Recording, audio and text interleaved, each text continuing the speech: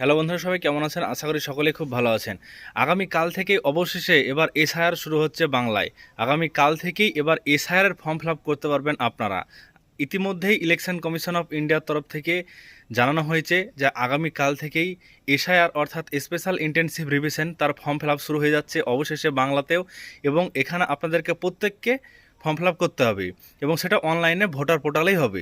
এবং বলা হয় যে কাদের কোনো ডকুমেন্টস লাগবে না, যাদের 2003 সালের যে তালিকা রয়েছে ভোটার লিস্ট, সেখানে যদি নাম থেকে থাকে তাহলে তাদের কোনো রকম কাগজপত্র লাগবে না। এছাড়াও যদি নিজের নাম না থাকে, যদি মা অথবা বাবার যদি নাম থেকে থাকে ভোটার লিস্টে 2003 সাল অনুযায়ী, তাহলে কিন্তু আপনাদের কোনো রকম কাগজপত্র লাগবে না।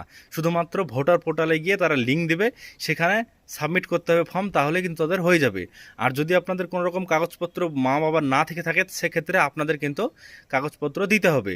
ইতিমধ্যেই ইলেকশন কমিশনের তরফ থেকে জানানো হয়েছে এবং ইতিমধ্যেই আপনারা জানেন যে সেই ঘোষণা করা হয়েছে এবং প্রেস কনফারেন্সে আশা করছি বুঝতে পেরেছেন। আগামীকাল থেকে রাত পেরোলেই কিন্তু আপনাদের স্পেশাল ইন্টেনসিভ রিভিশন অর্থাৎ এসআইআর এবার হচ্ছে।